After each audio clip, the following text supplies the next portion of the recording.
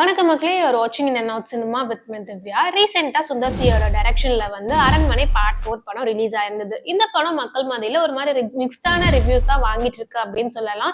அரண்மனை பார்ட் 1 பெட்டர்ப்பா, இந்த படத்துல எக்ஸ்பெக்ட் பண்ணி போன மாதிரி எந்த ஒரு புதுசான விஷயங்களுமே இல்லை, வழக்கமான சுந்தர் சி படம் மாதிரி தான் இருந்துச்சு அப்படின்ற மாதிரியும், அது மட்டும் இல்லாம வழக்கமா வந்து சுந்தர் சி சாரோட படம் அப்படின்னாலே ஒரு கலகலப்பு, காமெடி, ஹியூமர் அப்படின்ற மாதிரி நிறைய விஷயங்கள் இருக்கும். அதை என்ஜாய் பண்ற மாதிரி இருக்கும். ஆனா இந்த படத்துல யோகி பாபு, விடிவி கணேஷ் இவங்கெல்லாம் இருந்துமே வந்து அந்த ஃபேக்டர்ஸ் வந்து ஒர்க் அவுட் ஆகல அப்படின்ற மாதிரி எல்லாம் வந்து ஒரு மிக்ஸ்டான ரிவ்யூஸ் தான் வந்து இந்த அரண்மனை பார்ட் 4 படத்துக்கு வந்துட்டு இருக்கு.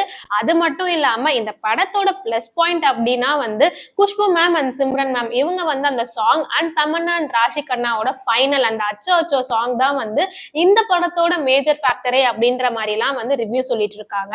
இத பத்தி வந்து பாத்தீங்கன்னா அரண்மனை பார்ட் 4 பத்தி குஷ்பு மேம் வந்து சில விஷயங்களை ஷேர் பண்ணியிருக்காங்க. அது என்னன்னா, அவங்க பண்ண இந்த படத்துல சாங் ஆன Simran ma'am and Khushbu ma'am இவங்க 2 பேரும் பண்ண சாங் வந்து இந்த அளவுக்கு எல்லாருமே என்ஜாய் பண்றாங்க. அதுக்கு வந்து பிருந்தா மாஸ்டருக்கு தான் நன்றி சொல்லணும். கண்டிப்பா சிம்ரன் இல்லாம இந்த ஒரு விஷயம் வந்து பாத்தீங்கன்னா இம்பாசிபிள் அப்படின்ற மாதிரியும், இந்த 2024ஓட பிளாக் பஸ்டர் மாஸ்டர் என்டர்டைன்மெண்ட் மூவினா அது அரண்மனை பார்ட் 4 தான். இதுக்கு வந்து பாத்தீங்கன்னா பாட்டம் ஆஃப் மை ஹார்ட் வந்து நான் தேங்க்யூ சொல்லிக்கிறேன் அப்படின்ற மாதிரி குஷ்பு மேம் வந்து ஒரு போஸ்ட் ஷேர் பண்ணியிருக்காங்க. உண்மையிலே நீங்க அரண்மனை பார்ட் 4 படம் பார்த்துட்டீங்க அப்படின்னா 2024ஓட பிளாக் பஸ்டர் மாஸ்டர் என்டர்டைன்மெண்ட் மூவினா அரண்மனை பார்ட் 4 இருக்கா அப்படின்றதெல்லாம் நீங்க கமெண்ட் பாக்ஸ்ல ஷேர் பண்ணுங்க. இந்த மாதிரி ரெகுலரான அப்டேட்ஸ்க்கு மறக்காம என்ன சப்ஸ்கிரைப் பண்ணுங்க.